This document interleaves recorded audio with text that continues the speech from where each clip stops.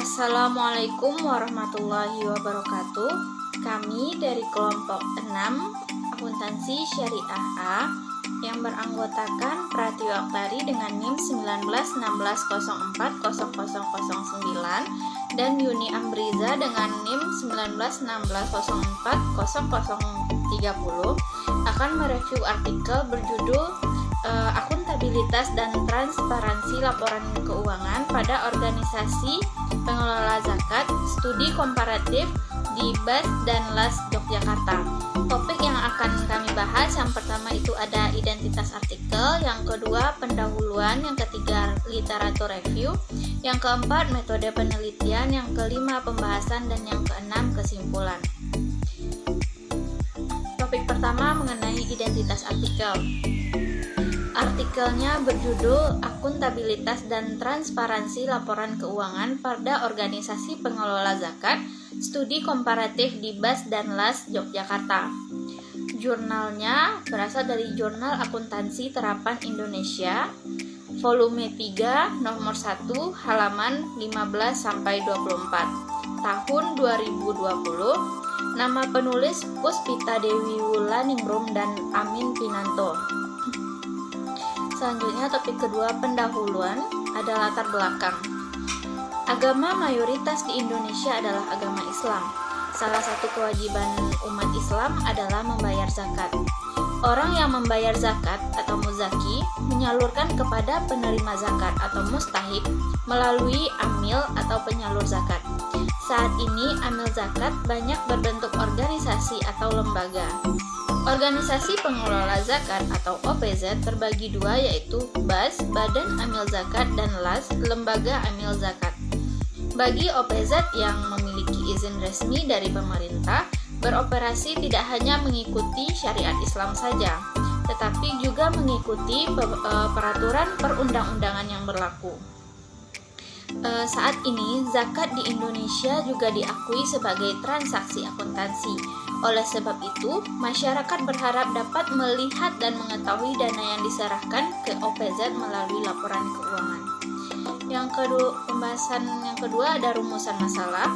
Bagaimana akuntabilitas dan transparansi laporan keuangan pada Organisasi Pengelola Zakat BAS dan LAS Yogyakarta. Tujuan penelitian untuk mengetahui akuntabilitas dan transparansi pada laporan keuangan BAS dan LAS Yogyakarta. Materi selanjutnya adalah literatur review, yang terdiri dari yang pertama adalah zakat yang bersumber dari Fuadi 2016. Yang kedua adalah infak yang bersumber dari Hastuti 2016. Yang ketiga adalah sedekah yang bersumber dari Rahman 2015. Yang keempat adalah amil zakat yang bersumber dari Indrarini dan Suryananda 2017. Yang kelima adalah transparansi yang bersumber dari Aimade dan Rasmini 2019. Yang keenam adalah akuntabilitas yang bersumber dari Agustinawati dan Mawardi 2018. Yang ketujuh adalah akuntabilitas finansial yang bersumber dari Aimade dan Rasmini 2019. Yang kedelapan adalah pengakuan dan pengungkapan yang bersumber dari PSAK nomor 109. Yang selanjutnya adalah penelitian terdahulu. Yang pertama adalah akuntabilitas tidak terwujud karena ketidakjujuran, korupsi, dan kesalahan pengelolaan yang bersumber dari Ihsan, Sulaiman, Alwi, dan Adnan 2017. Dan penelitian selanjutnya adalah praktik transparansi dan akuntabilitas di satu objek OPZ yang bersumber dari Indrarini dan Suryananda 2017. Yang selanjutnya adalah metode penelitian. Data yang digunakan adalah data primer dan data sekunder. Teknik pengumpulan datanya adalah wawancara, observasi, dan dokumentasi. Metode analisisnya adalah pendekatan deskriptif kualitatif, multi-case study, dan penelitian komparatif. Variabel penelitian terdiri dari dua variabel. Yang pertama adalah variabel dependen, yaitu organisasi pengelola zakat. Dan yang kedua adalah variabel independen, yaitu terdiri dari akuntabilitas dan transparansi pada laporan keuangan. Yang selanjutnya adalah pembahasan. Komponen dalam laporan keuangan terdiri dari 5 macam. Yang pertama adalah laporan posisi keuangan. Yang kedua adalah laporan perubahan dana. Yang ketiga adalah laporan arus kas. Yang keempat adalah laporan aset kelolaan. Yang kelima adalah catatan atas laporan keuangan. Data pengambilan laporan keuangan 3 tahun terakhir di Basnas Kota Yogyakarta.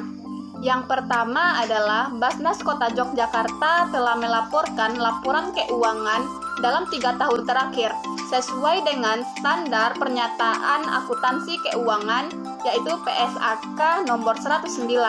Dan yang kedua adalah Lazismu Kota Yogyakarta hanya menyusun laporan arus kas pada tahun 2018. PSAK nomor 109 tentang penyajian laporan posisi keuangan. AMIL atau OPZ dalam penyajian laporan posisi keuangan terkait dana zakat, dana infak atau sedekah, dana operasional AMIL, dan dana non-halal disusun secara terpisah dalam neraca. 3 unsur akuntabilitas dalam pengelolaan dana zakat. Yang pertama adalah pertanggungjawaban penggunaan dana zakat, infak, dan sedekah. Yang kedua adalah publikasi laporan keuangan sesuai dengan batas waktu. Yang ketiga adalah audit dari lembaga eksternal maupun pemerintah. Kelebihan dari artikel yang direview. Yang pertama adalah penelitian menyediakan data sesuai dengan apa yang diteliti. Yang kedua adalah permasalahan yang dibahas dalam penelitian ini adalah topik yang banyak diminati pembaca, khususnya bagi muzaki yang menitipkan dananya di Basnas. Yang ketiga adalah variabelnya sesuai dan jelas dan sesuai dengan yang dibahas pada artikel. Kekurangan dari artikel yang direview yang pertama adalah penelitian ini merupakan studi kasus. Maka hasil penelitian ini tidak dapat digeneralisasikan ke semua OPZ di Indonesia. Meskipun penelitian ini sudah berusaha mengambil objek penelitian yang paling mungkin mewakili kondisi OPZ.